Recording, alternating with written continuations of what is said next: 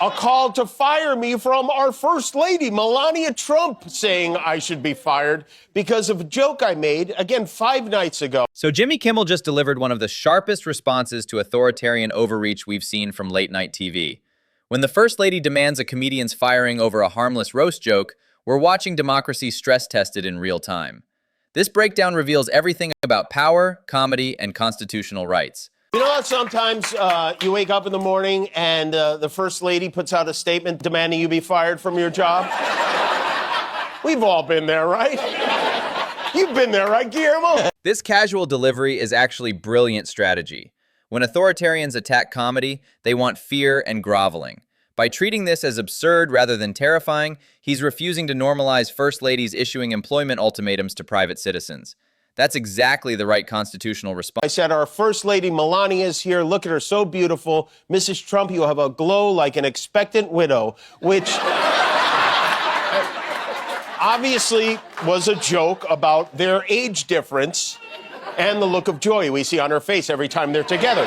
The joke was completely standard comedy fare. The age gap between Trump and Melania is 24 years. That's just mathematical fact. Political roasts have been targeting presidential marriages since the White House Correspondents' Dinner began in 1921. This is how political comedy works. It was not, by any stretch of the definition, a call to assassination, and they know that. I've been very vocal for many years speaking out against gun violence in particular, but I understand that the First Lady had a stressful experience over the weekend, and probably every weekend is pretty stressful in that house. And also, I agree that hateful and violent rhetoric is something we should reject. The administration knows this isn't about assassination. They're deliberately weaponizing the attack to silence critics. His anti-gun violence advocacy is well documented, from his emotional monologues after mass shootings to his support for universal background checks. This is pure political theater. I do, and I think a great place to start to dial that back would be to have a conversation with your husband about it, because...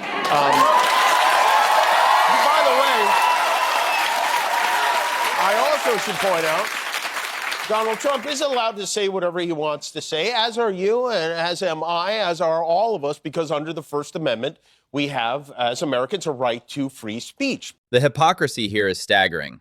Trump has used phrases like "fight like hell" and called for protesters to be roughed up countless times.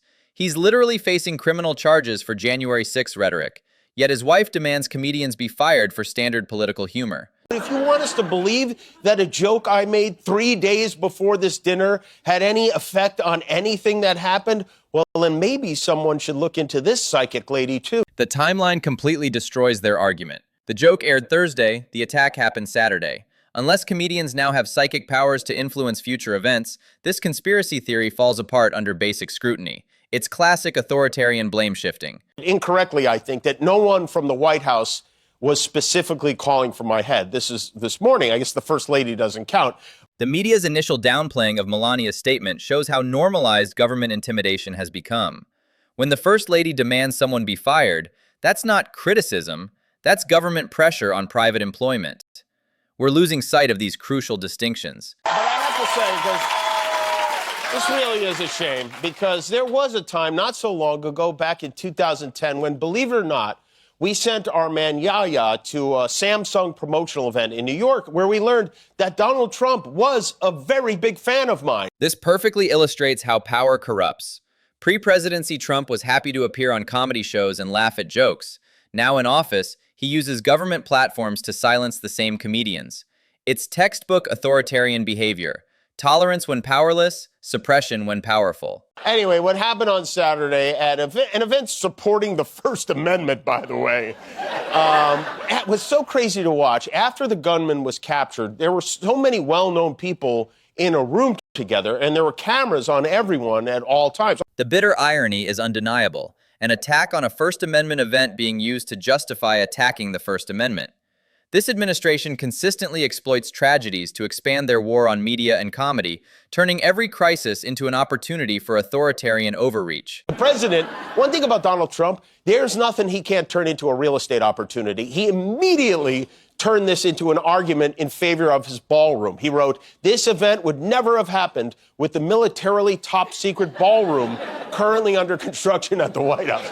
Well, I hate to be the bearer of bad news. Trump's immediate pivot to promoting his own property after a security breach shows his warped priorities. He's using a serious incident that endangered lives as a marketing opportunity for his hotel business. The corruption is so blatant, it's almost cartoonish. Less than 24 hours after calling on Americans to resolve our differences and praising the warmth he shared with the press on Saturday night, Trump sat for an interview / future $80 billion lawsuit with Norah O'Donnell of 60 Minutes, where he was asked about this manifesto his would-be attacker wrote. Classic Trump whiplash, praising press relations one day, then attacking media the next. This pattern of contradictory statements isn't confusion, it's deliberate. He creates chaos to make accountability impossible, while maintaining plausible deniability for his authoritarian impulses. No, an interview isn't going great when you have to say, I'm not a rapist and I'm not a pedophile.